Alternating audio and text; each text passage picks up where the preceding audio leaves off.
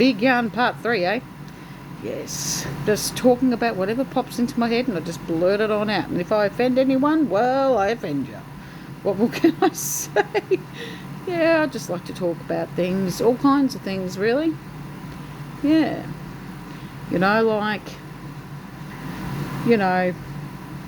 Being a carer, okay, can be stressful at times, no doubt. It's not easy being a carer. People think, oh yeah, you're just sponging off your father. They don't know me. They don't know me at all.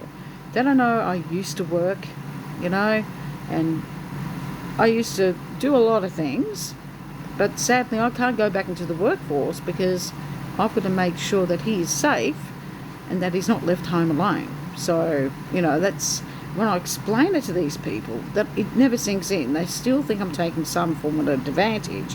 How can that be when I'm paying my way out of the money that I'm getting from the government to take care of him? I'm paying my way. I'm paying half of everything. So how could I be sponging off him?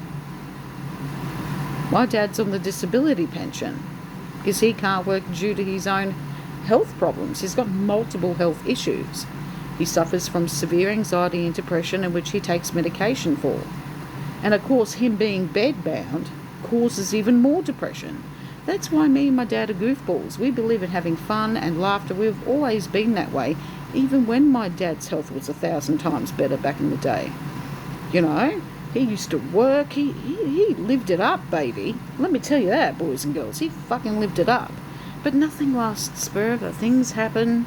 And sadly, yes, he's got himself in a very bad predicament for the past 14 years. I've been taking care of my dad for 14 years.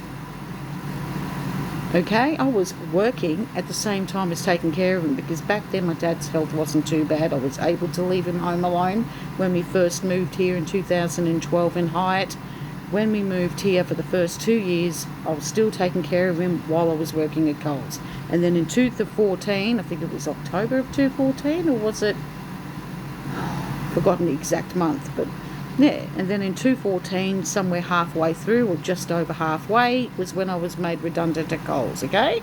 And then I went out to look around looking for work. I went to Max Employment in Moorabbin, and the woman from there, her name is Lisa, if I remember correctly, Lisa, she was the one who advised me to apply for the full carer's pension because she understood our situation and she understood how, hey, you've been here, you've been coming in each day looking for work, because I used to go there at 11 a.m. each morning, stay there, use their computers, use their printers, do all the workshop programs.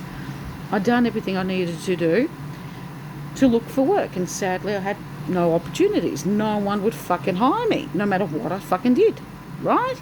And that's when she approached me and she, said, hey Claire, I think now's the time for you to apply for a full carer's pension. And I said to her, nah, listen, I'm determined to find a good job no matter how long it takes me. And she's like, no, Clara, I advise you fucking apply for it now. And I turned around and I said, okay, I fucking will then. Because she was rude to me, so I was rude back to her. Okay? She swiped me. That's how fucking stern she was. She had her hands on my shoulders, because at that time I was clicking on the computer, I was typing up information to apply for a job, right? And she fucking put her fucking hands on my shoulders and she's fucking squeezing. I'm thinking, fuck, I got angry. I stormed out. I didn't sign out. I stormed out. And I did. I came back home. I told Chopper and he's like, okay, we'll do it then. So I called Centrelink, told them, they sent out the paperwork and it was this fucking thick.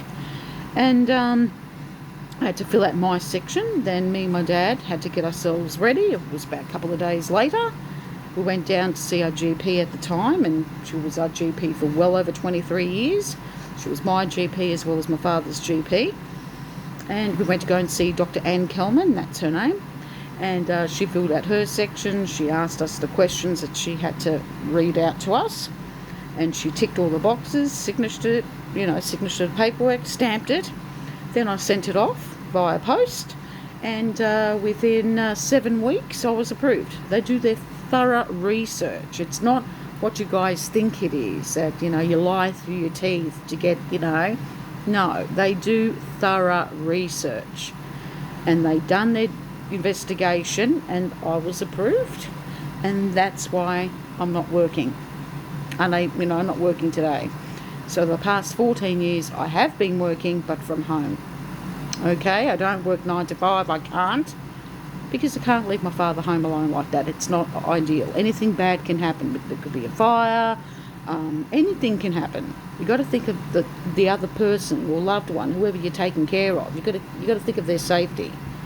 Okay, so he is bedbound. He physically cannot walk at all. So common sense tells me, nah, you can't risk leaving him home alone during the day or night. Because I used to work the graveyard shift. I used to work the most oddest hours over the years. In the beginning, I worked at 5 in the morning, then it changed to 6 in the morning, then it changed to 4 a.m, and then it changed from 1 a.m.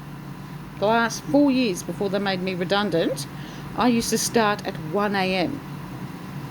and finish at 6, 7 in the morning. Casual rate. I used to have 2 days off a week. I worked 5 days a week. Sometimes they would call me to come in on a day off. And sometimes I do an extra day, 6 days a week. But the money was bloody good. The only issue is you don't get sick leave and you don't get holidays. That's the only issue. And over the years, I did. I pushed them hard. I went to a head office and they gave me the runaround. I went to the union. The union's crap. Give it the flick. Yeah, if you're with the union, kick the union between the legs. They'll do nothing for you. They're all full of crap. They did absolutely nothing. Head office did nothing, gave me the complete runaround. Same with the so-called fucking union. I pushed every single manager that came in and out of the place to try and make me part-time. I wanted to learn something new and different. They wouldn't.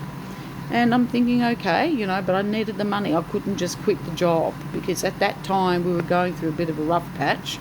I couldn't quit at that stage because I was still running around looking for work while I was working there too. And I had no luck elsewhere. So that's why I stayed with Coles for 11 and a half years, because of that reason.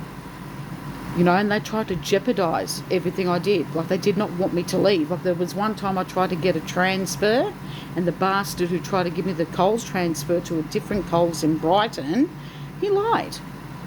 I had to do the follow-up check-up myself. I rang them up at Brighton. I asked them, I told them what happened, and they said, no, he's put the transfer for himself. He didn't put the transfer for you.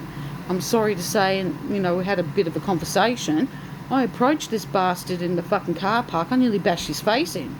I would have lost my job a lot earlier, but he fucking deserved it. I gave him what for. I called him a scumbag, and I told him to keep away from me, because next time you're going to cop a bashing. Within less than a week, he was gone. He's at Brighton Coles. I don't know if he's still there now. I've got no fucking idea. Most likely not. He would have been transferred to a different Coles, but that prick, I'm thinking, see, all because I'm not involved in work politics. This is how they seem to try and get back at you. If you don't, do what they like to do, get drunk, come into work stoned and drunk. I never used to be that way. But they did. They're all fucking woohoo. I wish I was the store manager there and run the store. I'll be making heads roll every day of the week.